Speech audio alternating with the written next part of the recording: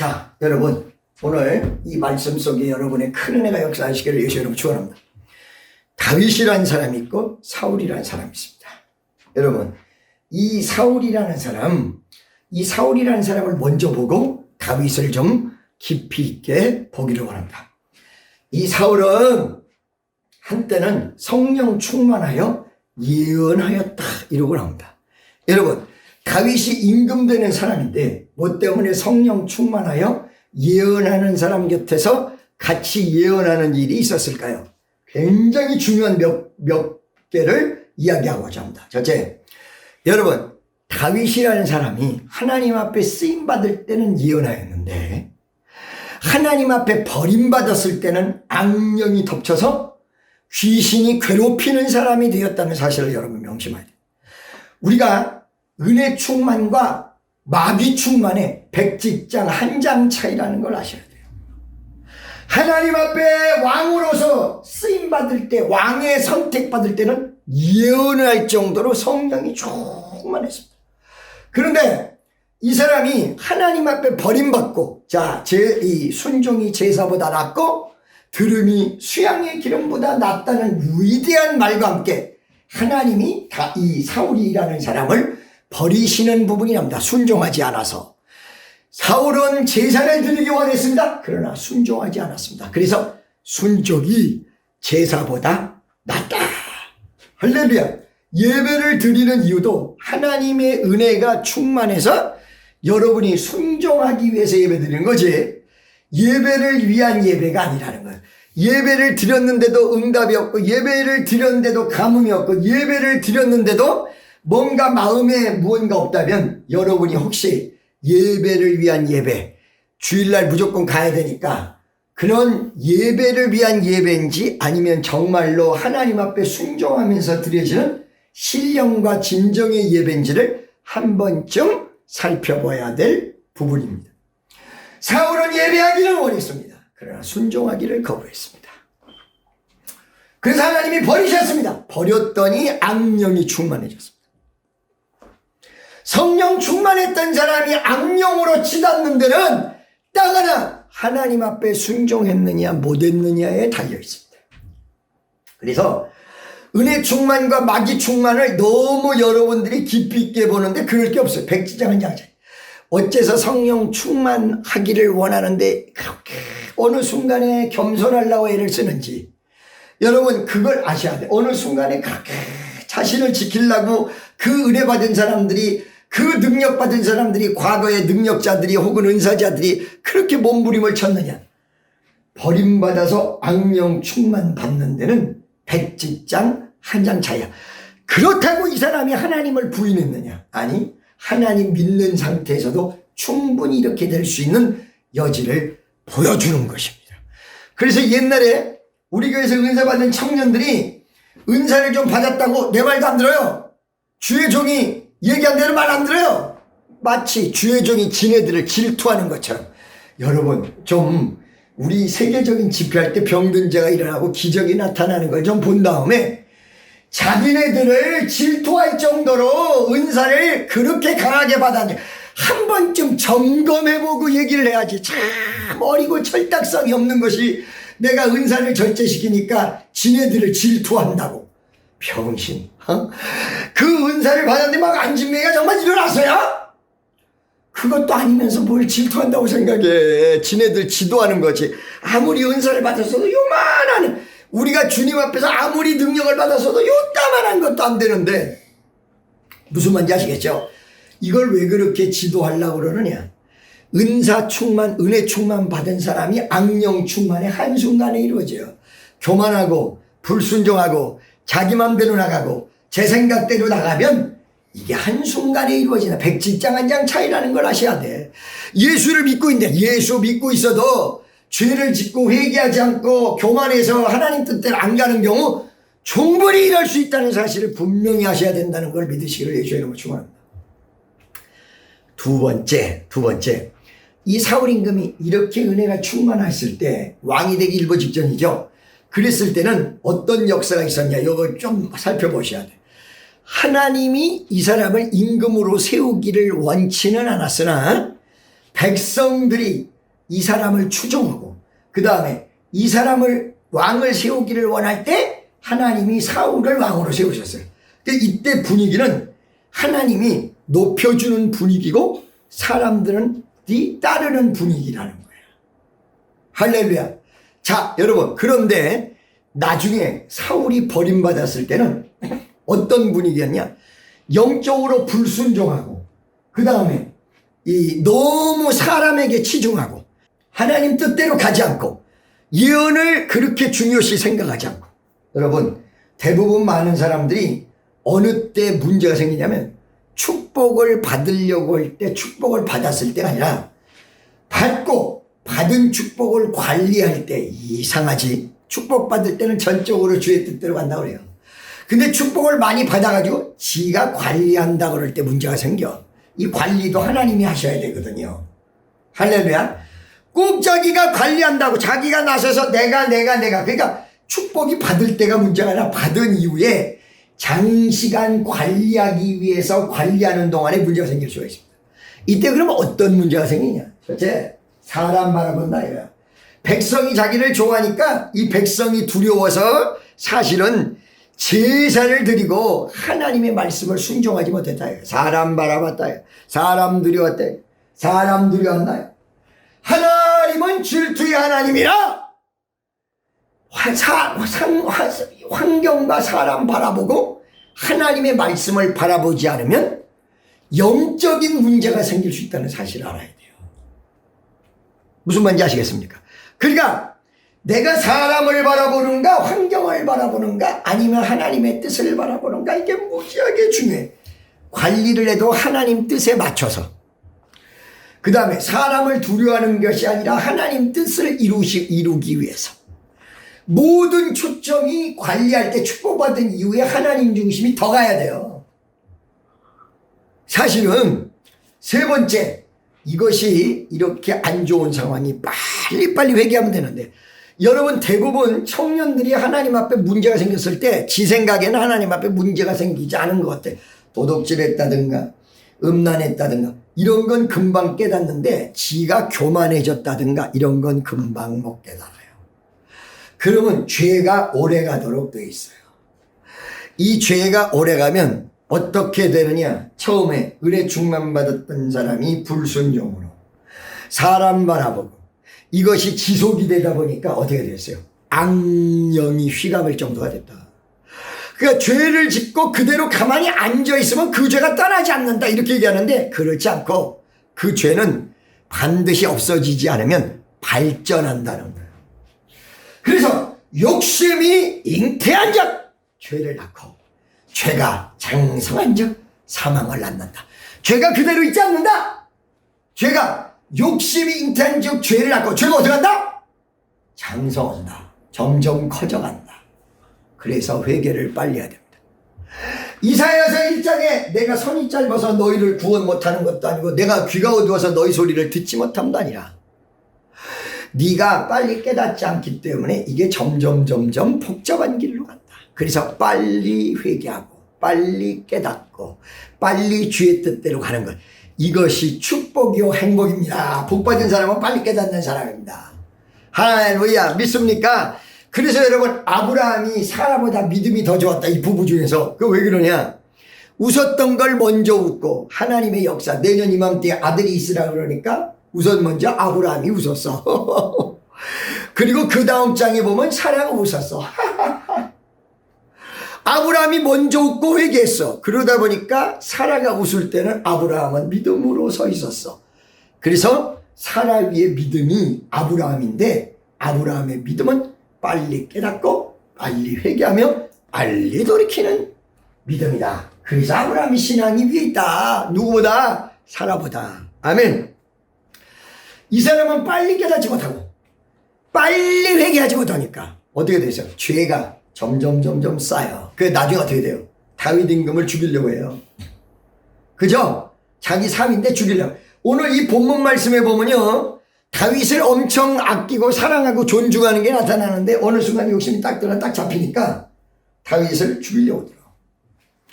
내가 어느 날 부교육자들도 그렇고 장로님들도 그렇고 참 순종 잘하고 있는 분인데 어느 날 하나님 뜻이 아닌 자기 욕심으로 살짝 치우칠 때가 있어요.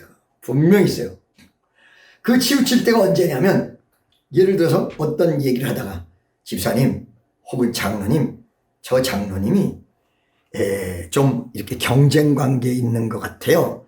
그런데 장로님은 절대 경쟁하시면 안 돼요. 이 순간에 그 장로님이 이거를 더 깨달아야 되는데 외려 딱 악한 마음을 품을 때 그때 그 마음이 딱 잡히는 걸 봐요. 그러면 반드시 그 사람에게 무슨 일이 생겨요. 마귀가 사로잡는 순간이 있어요. 딱 마음 먹고. 그러니까 다윗을 사랑했는데 오늘 보니까 백성들이 다윗은 만만이요 사울은 천천이다 이 소리를 하거든. 그러니까 이 말을 딱 듣고 시샘이 딱 생겨. 그 순간에 사랑했던 다윗을 어떻게 봐요? 가만두지 않겠어. 할렐루야. 믿습니까? 어느 순간에 여러분 마음에 미움과 시기가 딱 들어와서 마귀가 딱 사로잡는 순간이 있어요. 이거 굉장히 조심해요. 옛날에 우리 형제간 가운데서도 이런 적이 있어요.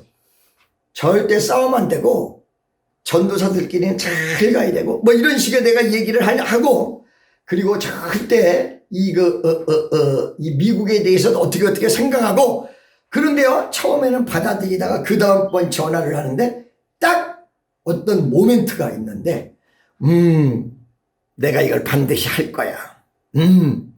내가 이걸 반드시 이건 난 싫어. 이런 식으로 딱 마음 먹는 순간을 내가 한 2번 봤어요. 그러고는 급직한 아래로 팍 떨어지는 걸 봤어요. 여러분 어느 순간에 이거를 깨닫는다는 게 역깨달음이야. 눈이 밝아져. 어머 저 사람이 날 죽이려고 하는구나. 이제부터 저거 경계. 이런 식으로 딱 들어오는 순간이죠 사단이. 다윗을 존중하고 존중했는데 어느 날 보니까 백성들이 얘기하는데 다윗은 만만이요 사울은 천천히다 이거야. 물론 이 백성들도 문제야. 이거 완전히 싸움을 부추겼지. 왜 밑에 있는 부하인데 거기다 만만이라고 그래. 근데 그것도 하나님이 허락하지 않아서 그런 얘기가 안 돌아요. 이때 시기 질투가 딱 들어와요. 이때 하나님 앞에 나는요 만만이 될 수 있도록 더 크게 기도하겠습니다. 하나님 더 역사해 주옵소서. 이렇게 하고 자기 자신을 딱 붙잡았으면 이걸 통해서 사울이 더 크게 됐을 텐데 딱 시샘이 들어와. 성령 충만했다가 어느 순간에 다윗을 미워할 때 이 성령 충만했던 옛날의 모습을 회복하고 더 크게 올라가면 되는데 어느 날 딱 미운 생각이 들어가. 여러분 죄가 그냥 아무렇게나 들어오는 게 아니야. 연고 없이 들어오는 게 아니고 내 이익하고 내가 생각하는 뜻하고 다 결부가 돼 있어야 들어오는 거예요. 주의 종이 이거 하지 마. 그런데 그거 하려고 보니까 내가 자존심이 상하거든.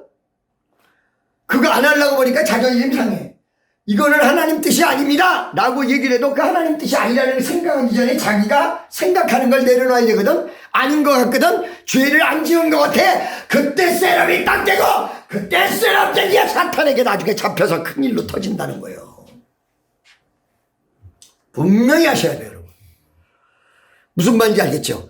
여러분, 내가 기득권을 버려야 된다 그럴 때 기득권 쥐고 있는 사람들에게 충분히 이럴 일이 있을 수가 있습니다. 아멘. 내 생각을 버리지 않는 사람들에게 충분히 이런 역사가 있을 수 있습니다.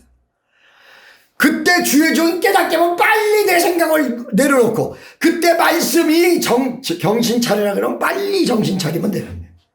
이걸 내 생각이 옳다고 안 해. 이게 발달이 돼.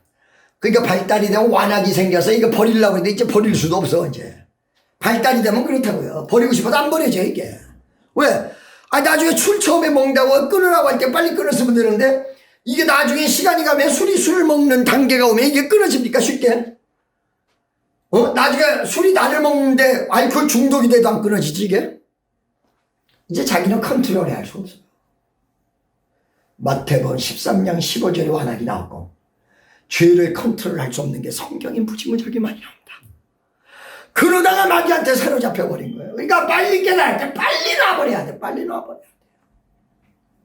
내 생각, 내 고집, 내 방법 빨리 놔. 안 그러면 마귀한테 휘말려. 마귀한테 완전히 난도질 당한다는 사실을 여러분들이 분명히 하시기 바랍니다.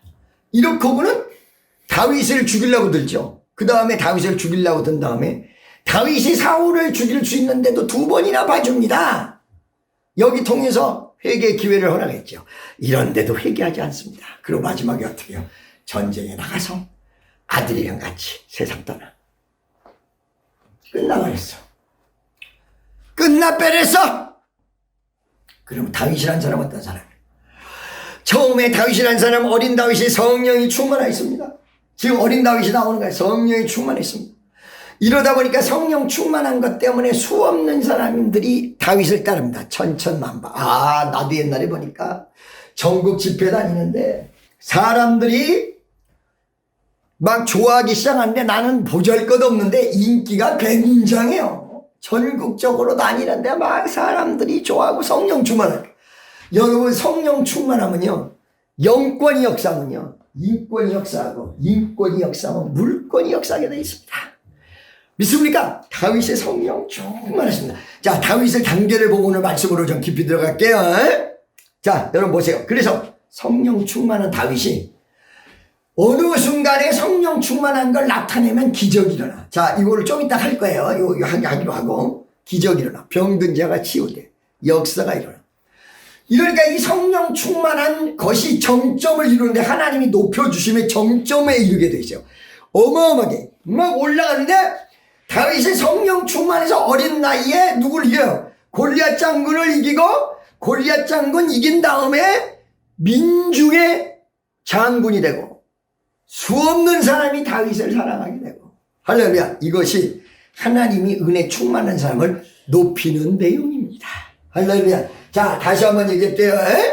다윗이 어린 시절에 은혜 충만 받았습니다. 은혜 충만 받았더니 병든 자가 일어나고 기적이 나타나고, 그리고 막 그냥 골리앗 장군을 이기고 어마어마한 역사로 나타났습니다. 이 영적인 파워가 나타나니까 인권이 역사하고, 인권이 역사한 다음에 물권도 역사하고, 다윗도 부자가 되고 충만해지고 아주 굉장히.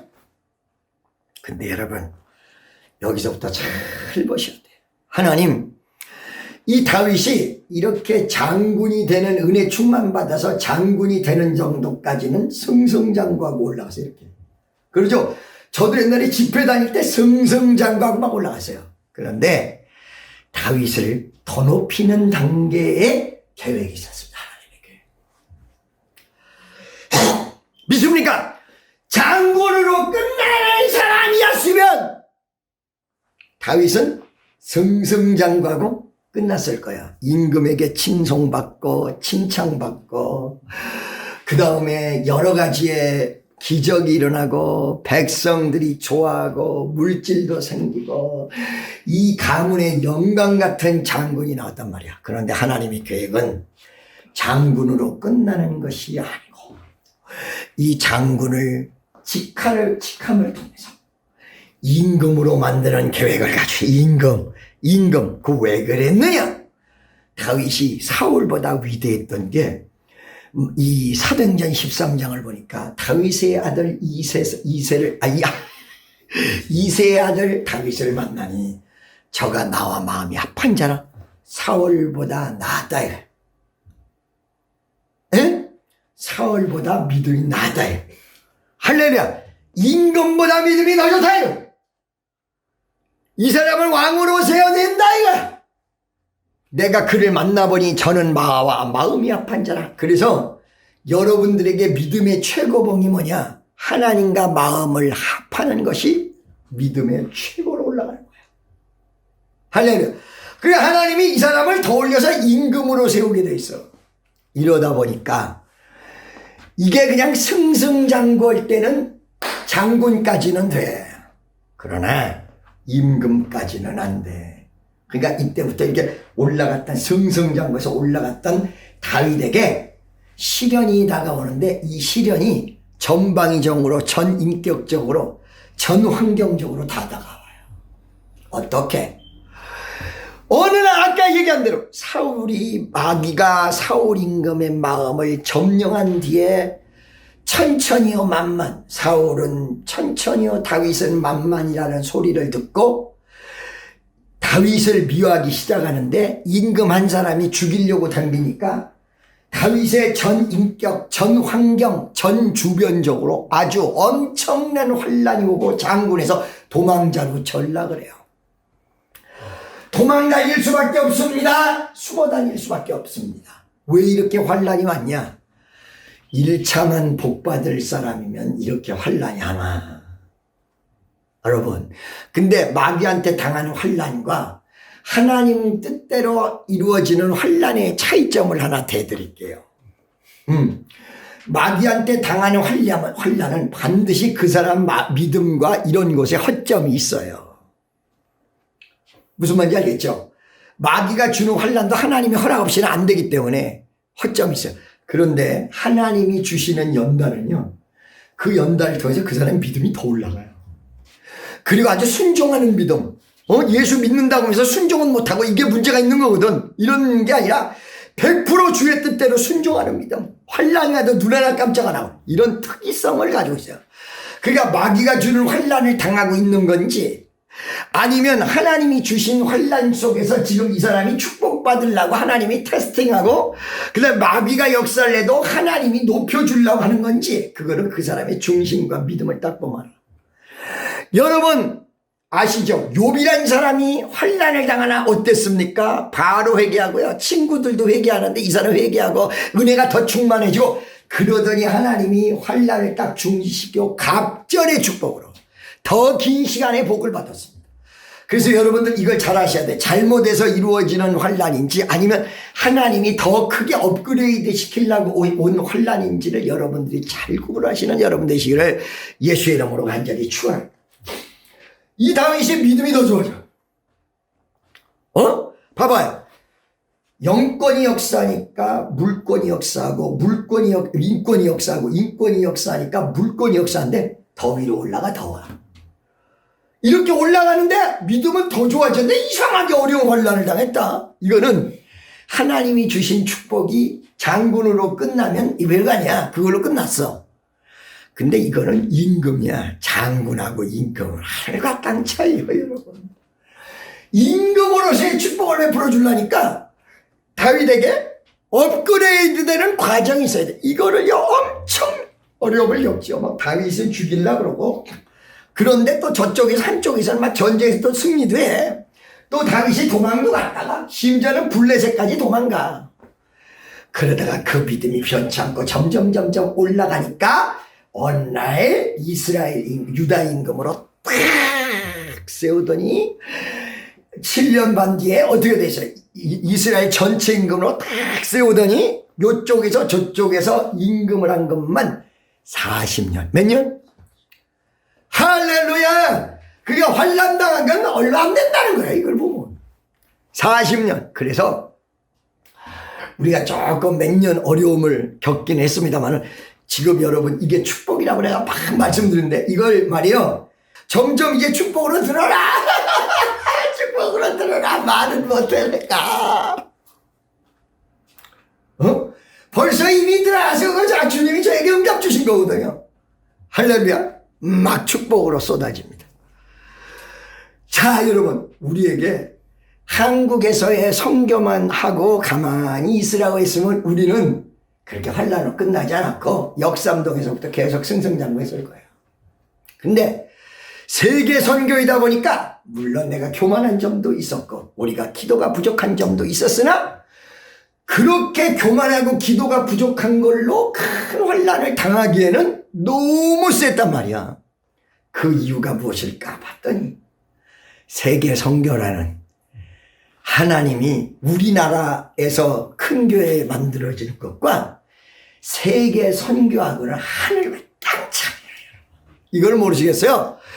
우리나라 서울에서도 강남에 그냥 교회 제법 큰 교회 하는 것과 세계적인 선교를 하면서 수억의 인구를 살리는 것과 게임이 10배, 20배, 30배가 아니라 100배, 200배 차이야. 왜 그러냐? 전 세계에 200개국 있고 그 다음에 우리나라보다 큰 나라들이 막 이걸 대조를 해보면 200배로 커지는 거다. 그런데 그냥 승승장구만 하면 우리가 교만해져서 되겠습니까? 그러나 이제 세계 선교가 다 이루어지고 이제 눈앞에 세계가 펼쳐지는 그 순간이 이제 다 왔습니다. 우리 축복 때 빚만 왔었는데 그거 다 끝장나고 할렐루야 이미 끝났어요 여러분. 그리고 성전들 다 안정이 되고 위대하고도 놀라운 역사가 이제 조만간 이루어지는 기적으로 나타나게 허락하여 주실 줄로 믿습니다. 이게 다윗의 축복이라는 거예요. 그러니까 다윗은 은혜 충만해서 막 승승장구하고 계속 올라가서 사울 임금과 똑같이. 그런데 사울은 임금이 딱 된 다음서부터 백성을 두려워하면서 내리막길로 갔고, 다윗은 장군이 딱 된 다음에 임금이 돼야 되는 길이기 때문에 영적으로 더 연단하고 믿음이 더 커지는 방향으로 갔다. 이게 사울과 다윗의 차이점이라는 것입니다. 할렐루야. 그러면 이렇게 다윗의 성령 충만 처음에 어려서 시작이 되었을 때 하나님이 이세 아들 8명 중에 7명을 이 사무엘 앞에다 지나가게 해도 합격되는 사람이 없더니 막내 아들 골짜기에서 양치는 소년 데려오더니 양치는 소년이 딱 앞을 지나가니까 이 사람이 하나님 선택한 사람이다. 사무엘이 밥을 먹지 않고 양치는 소년 보잘것 아무것도 없고 누더기 옷으로 냄새 풀풀 나고 양만 키우고 안 좋고 사람과의 관계도 확실하지 않았던 이 어린 다윗이 올 때까지 기다려. 여러분, 이 세상에서 가장 위대할 수 있는 사람이 어떤 사람이냐? 보잘것 없어도 상관없다. 외모가 별 볼 일 없어도 상관없다. 하나님이 그 보잘것 없어도 하나님과 마음이 합치되는 목동과 같은 다윗을 사무엘을 통해서 기다렸어. 내가 너를 기다린다. 내가 너를 기다린다. 그러더니 사무엘이 안수하고 기름 붓는 사이에 성령이 충만했어. 이러고는 골리앗 장군을 이기고 장군이 될 때까지 막 승승장구 올라가는 거야. 그러면 이 다윗의 뒤를 누가 봐줬냐? 하나님 봐준 거야. 하나님의 능력이, 영권이. 자, 영권이 역사하고 성령 충만이 역사했더니 어떤 기적이 일어나느냐? 다윗 임금을 갑자기 사울 임금하고 하나님이 붙여가지고 궁중에서 다윗의 그 악사가 됐네. 이거 왜 그래요? 하나님이요, 항상 큰 축복을 준비하고 계실 때는 작은 축복을 맛을 보면서 이거다 라고 미리 주시는 게 있어요. 이게 뭐야? 비전이에요. 자, 왕궁에 들어가서 뭘 보게 만드셨어요? 임금의 보좌를 보게 만드시고 임금의 궁궐을 보게 만들었어요. 여러분, 우리에게 비전 주실 때 먼저 맛을 보게 할 때가 있어요. 제가 미국 선교를 하는데 하나님이 내가 미국 선교 빨리 나와야 될 모양이다 이렇게 생각을 그전에도 많이 했었는데 정확히 하나님이 응답을 주셔서 미국으로 내보내신 게 2014년도였습니다. 그때 응답 주셨습니다. 근데 그 전까지 미국을 왔다 갔다 40년 왔다 갔다 하면서 맛을 보게 만들었어요. 맛을 봐야 맛을 하는 샘표 간장 그리고 부흥의 역사가 일어날 기초적인 곳 두 곳에서 하나님이 미국에 몇 달간 있게 만드셨어요. 하나는 뉴욕이고 하나는 플로리다였습니다. 제가 말씀드렸죠? 부흥운동은 어디서부터 시작이 되느냐? 시작되는 것은 플로리다에서 시작이 됩니다. 우리 이 알라바마는 플로리다 바로 위에 있습니다. 그런데 여기는 어떤 장소냐? 모든 걸 준비해서 세계 선교로 나가는 기도원과 같은 장소. 세계 선교의 집회와 부흥의 역사의 시작점은 플로리다를 정점으로 해서 이 아래쪽에서 플로리다, 알라바마, 조지아 이 아래쪽에서 스타트가 될 거예요. 그리고 마지막 정점은 어디로 가느냐? 뉴욕으로 가게 될 거예요. 그래서 이런 어떤 라인을 하나님이 형성시키는데 갑자기 뉴욕에 몇 개월 있게 하면서 뉴욕의 세계 선교센터를 보게 만들었어요. 멋지고 크고 좀 세계 선교센터를 꿈꾸게 만들었어요. 100층짜리 건물에 하나님이 세계 선교센터를 이루어 주옵소서 이러면서 기도를 하다가 갑자기 제가 어디를 갔냐? 플로리다에 자그마한 도시를 가서 6개월간 아파트를 얻어가지고 있게 됐습니다. 한 5개월 있었던 것 같아요. 그때는 비자가 6개월짜리라. 있게 되었습니다. 여러분 무슨 말씀인지 아시겠습니까? 거기서 있으면서 기도를 어마어마하게 했습니다. 그 제가 기도했던 장소를 우리 지금 이 청년, 카메라를 쥐고 있는 청년 한두 명을 데려가서 여기야 그러고 보여줬어요. 완전히 무슨 말이야? 완전히 저기 같죠? 휴양지 같죠? 아주 앞에 레이크가 있고 그쪽으로 주변으로 다 집들이 있고. 할렐루야. 믿어지십니까?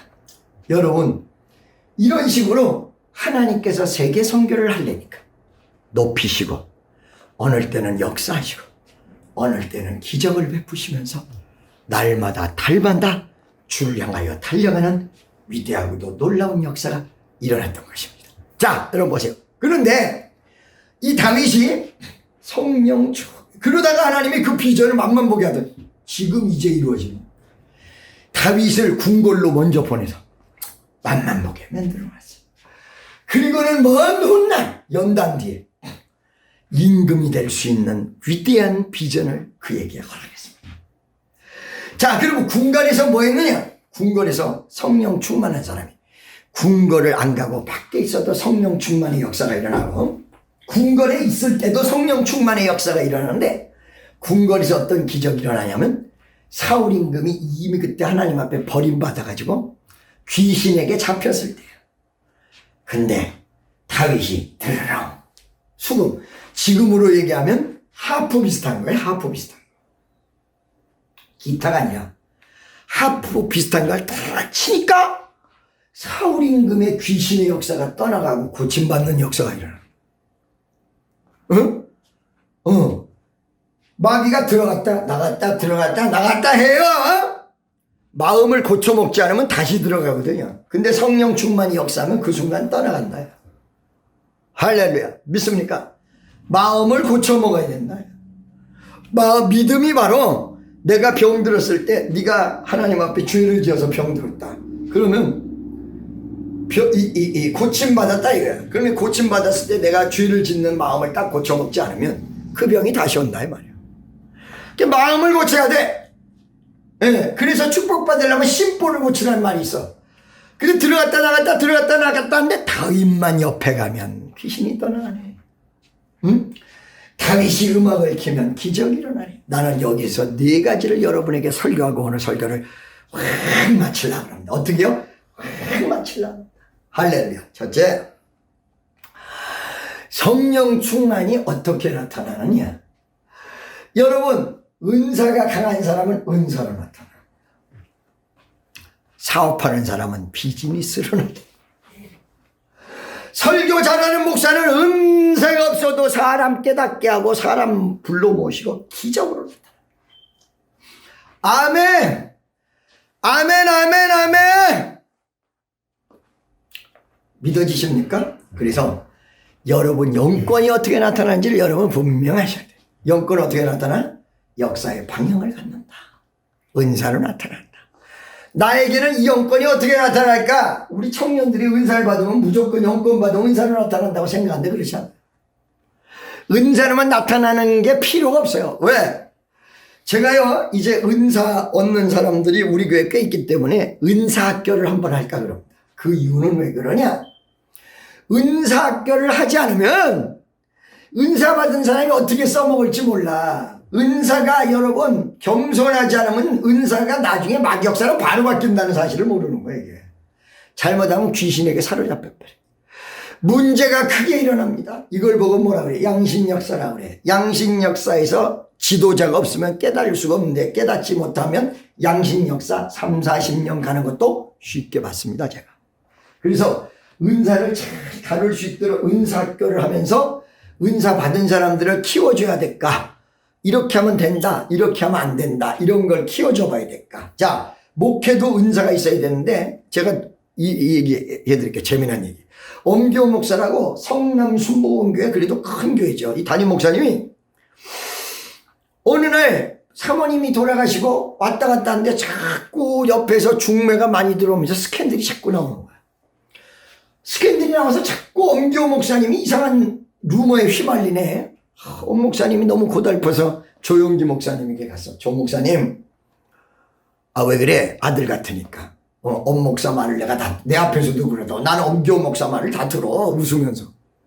그 정도로 친해. 엄교 목사님하고 조영기 목사님이. 목사님, 제가요, 스캔들이 자꾸 나서 죽겠습니다. 경상도 말로. 그랬더니 조영기 목사님이, 야, 네 자동차에 기사 데리고 다니나 안 다니나? 아, 요즘 재정도 그렇고 해서 제가 직접 운전하고 기사 안 데리고 다닙니다. 라고 얘기하니까 조영기 목사님이, 야, 기사 데리고 다니는 게 꼭 너를 위해서 너 편히 쉬라고 데리고 다니는 줄 아나? 네 모든 환경 거지의 증인이 된다. 기사를 데리고 다니면 스캔들이 안 일어난다. 엄 목사님이 기사를 데리고 다녔더니 진짜 스캔들이 없어져 버리지. 나 직접 얘기 들었거든요. 이와 같이 목회 은사가 있는 사람들은 남이 생각하지 못하는 걸 착착 생각해서 방어해내요.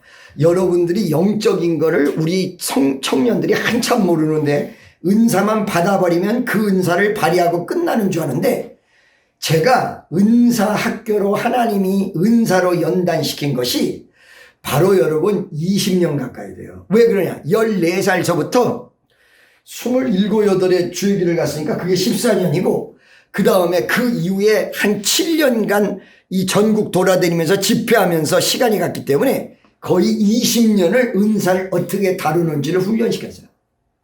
옛날에 부흥 강사 많이 만나게 하고. 여러분 잘 들으세요. 옛날에 우리 성민수양관에 어떤 여자분이 딱 왔어요. 목사님, 왜요? 나 성민수양관에서 40일 금식기도 하겠습니다. 그러니까 예를 들어서 제가 은사 받은 지 얼마 안 된 사람이라면 이렇게 얘기했을 거야. 오케이, 우리 기도원에서 40일 금식하십시오. 내가 근데 어떻게 얘기했냐? 금식을 하고 안 하는 건 당신 자유에 달렸는데 금식하려고 마음 먹었으면 내가 장소는 제공해 주겠다. 이렇게 얘기하고. 똑같은 얘기인데. 그러더니 35일째 전화가 와서, 목사님요, 나 죽겠습니다. 금식에 한 4-5번 고비가 옵니다. 40일 금식에. 나는 40일 금식 안 해봤지만 이거 다루는 건 잘 다룹니다. 3일에서 5일 사이에 고비가 옵니다. 3일에서 5일만 넘어가면 40일 금식 할 수 있습니다. 여러분 3일 금식 거뜬하게 하시는 분 많아요? 40일 금식 하실 수 있습니다. 그리고 이게 그때 고비가 첫 번째 오고, 한 열흘 넘어갈 때쯤 고비가 한 번 옵니다. 한 열흘만 하면 안 될까? 아이고 너무 길잖아. 이렇게 20일 넘어가고 20일 넘어가면 한 게 아까워서 아무리 힘이 없어도 끝까지 가보려고 해요. 그러다가 30일 딱 넘어 40일 남겨놓고 35일에서 40일 사이에 고비. 이 고비는 어떤 고비냐? 죽으면 어떡하지? 나 너무 힘들어서 죽을 것 같아. 요렇게 옵니다. 응? 요렇게 올 적에 기도원 원장하고 상담을 해요. 35일째 되는 사람이 나한테 딱 전화 와서, 목사님 나 죽겠습니다. 금식해야 됩니까? 말아야 됩니까? 이때 내가 은사가 많이 훈련받지 않은 사람이면 딱 기도해보고 그대로 얘기했을 거야. 계속 금식하시오. 아니면 멈추시오. 그런데 수년간 많은 경험을 쌓다 보니까 어떻게 얘기했냐? 그거는 금식하고 하고는 당신이 결론 내는 것입니다. 나는 당신에게 조언할 수 없습니다. 왜 그랬냐? 여러분들 이게 너무너무 웃긴 거 같죠? 안 웃겨요. 얘기해 드릴게요.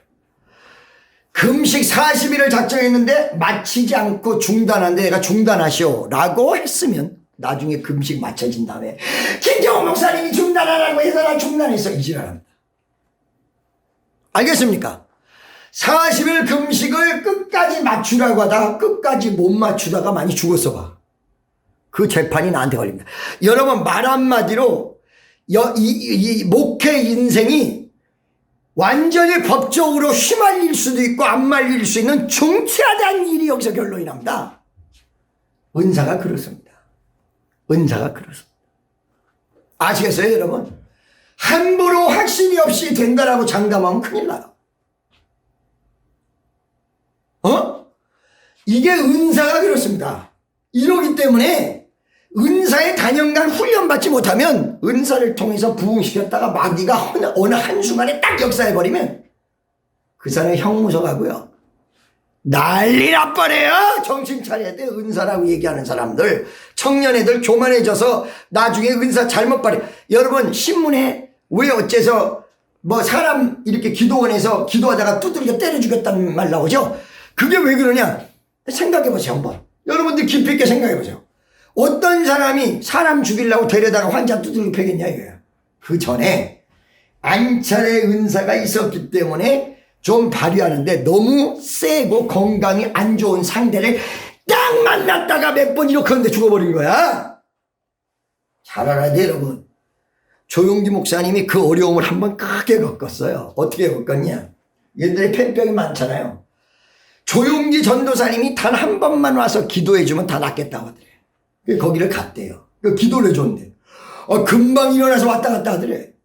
그러더니 병원에서 퇴원해서 조용기 전도사님네 교회가 있겠다고 하더래. 그때 어떻게 하고 있었냐면 조용기 목사님은 안방에서 있었고 최자실 목사님은 밖에서 있었는데 최자실 목사님은 딴 데로 가고 조용기 목사님이 바깥으로 나가고 그 안방을 내줬다는 거야 환자에게. 그때 기도해 줬으면 됐다. 우리 교회로 오는 건 무리다. 우리 교회는 아직 기도원이 아니다. 그러고서 딱 멈췄어야 돼요. 그 말에 뿅 가가지고는 거뜬해지고 일어났으니까 데려와서 교회에다가 재운 거야. 근데 새벽쯤에 이 환자가 막 문을 두들기더래. 그래서 조용기 전도사님 딱 갔더니 내가 지금 목이 말라요 그러더래. 그래서 물을 한 대접 갖다 준 거야. 물을 마시고는 딱 누웠는데 그냥 죽어버린 거야. 이거를 영적 분별을 못해서 이렇게 된 거예요. 영적 분별을. 여러분 제가 응답받아가지고 여러분에게 이건 해야 된다 하지 말아야 된다라고 얘기할 때 그 말을 그냥 넘어가시면 안 돼요. 분별의 은사라는 게 있어요. 여러분. 이게 하나님의 역사인지 마귀 역사인지 이거 시험이 다가오려고 이러는지 안 다가오려고 그러는지 저도 그런 경험 어마어마하게 많습니다. 한바탕 하면 큰일 날 뻔했던 경험을 어마어마하게 가지고 있습니다.